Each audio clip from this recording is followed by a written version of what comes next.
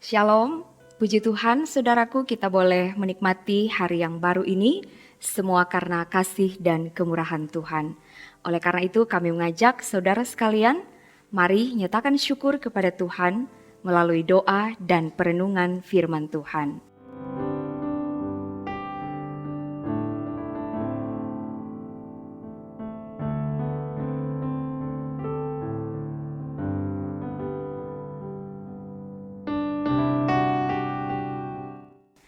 Saudaraku, sebelum kita membaca dan merenungkan firman Tuhan, mari berdoa.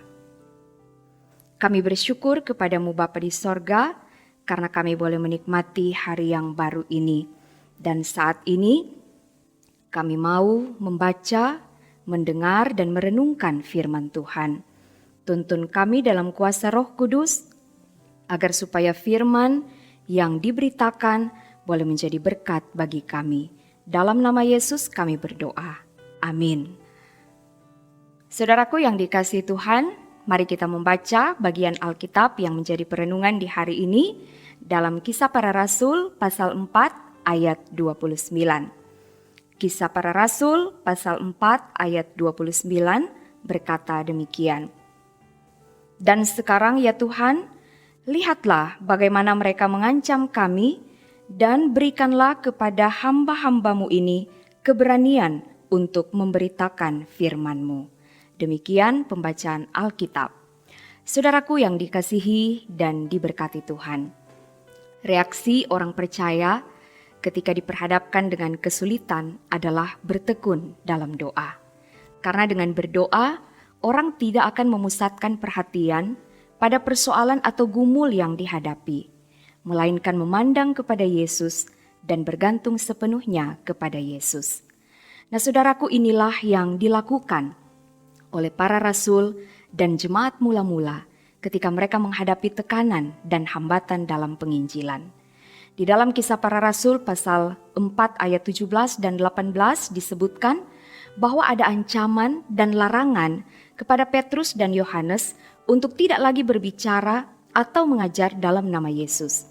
Dengan kata lain, mereka diperintahkan untuk berhenti bersaksi atau stop memberitakan Injil. Nah saudaraku, ini adalah tantangan. Berhenti bersaksi berarti aman, bebas dari sanksi.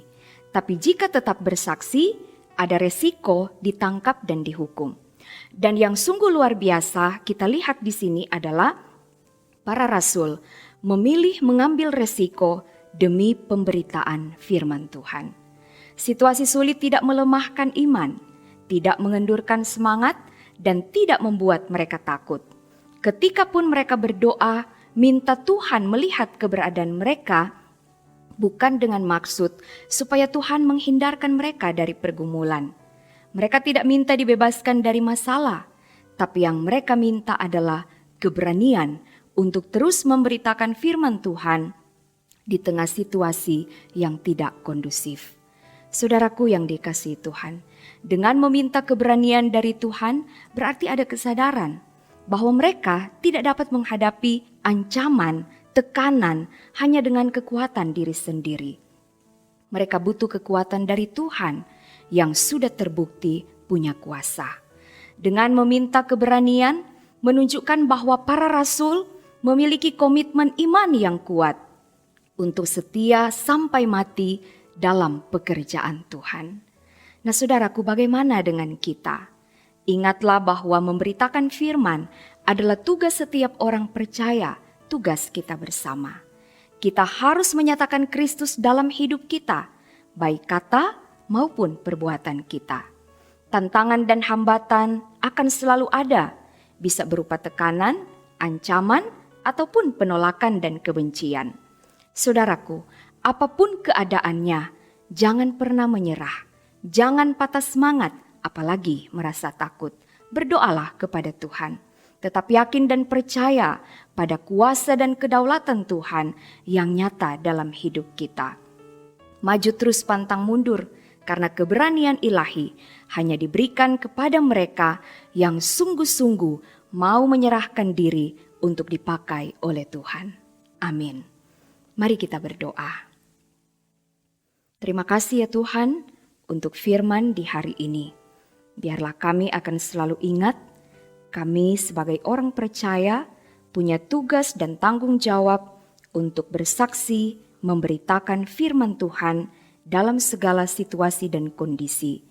Tuhan kiranya menolong kami, supaya kami tetap taat dan setia melakukan segala perintah Tuhan, tetap teguh dalam iman dan punya keberanian untuk menghadapi berbagai tantangan dan pergumulan.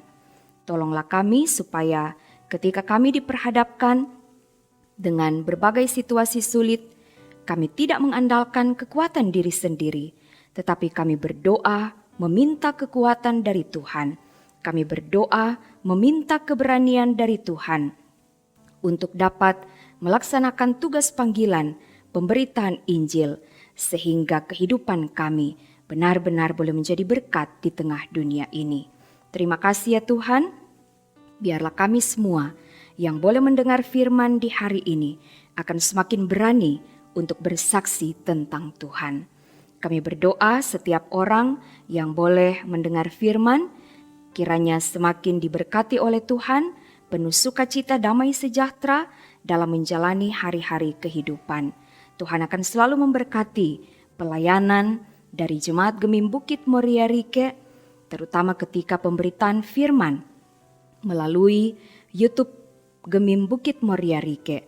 Biarlah semua boleh diberkati, dikuduskan oleh Tuhan, jadi berkat bagi banyak orang. Kami berdoa bagi setiap orang yang mengikuti renungan harian keluarga. Tuhan, tiliklah keberadaan hidup kami semua. Tuhan akan selalu memberi kami kesehatan dan kekuatan. Tuhan selalu mengaruniakan hikmat, kearifan, kebijaksanaan, sukacita, kebahagiaan dalam kami menjalani kehidupan. Ketika pun kami harus berhadapan dengan berbagai tantangan, persoalan-persoalan hidup, Tuhan mampukan kami untuk berani menghadapi dan mencari jalan keluar yang terbaik. Karena kami percaya ketika kami mengandalkan Tuhan, tidak ada yang tidak dapat Tuhan kerjakan. Terima kasih ya Tuhan, kami menyerahkan seluruh kehidupan kami hanya ke dalam tangan-Mu yang penuh kasih. Dalam nama Yesus kami berdoa. Amin. Saudaraku, demikianlah firman Tuhan di hari ini. Terima kasih kepada saudara-saudara yang tetap setia mengikuti renungan harian keluarga dari YouTube Gemim Bukit Moria Rike Manado. Selamat beraktivitas, tetaplah berdoa, karena doa memberi kekuatan di saat lemah, memberi keberanian dalam ketakutan, dan memberi keteguhan iman untuk terus melangkah.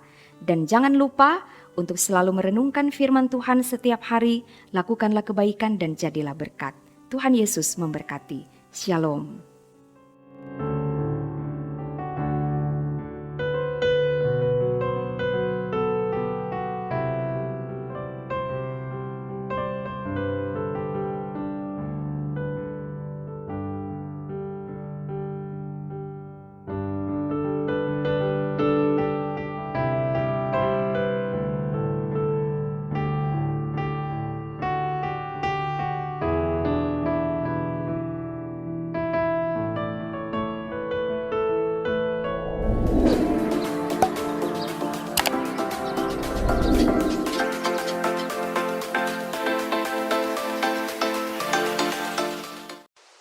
Jangan lupa subscribe channel Gemim Bukit Moria Rike.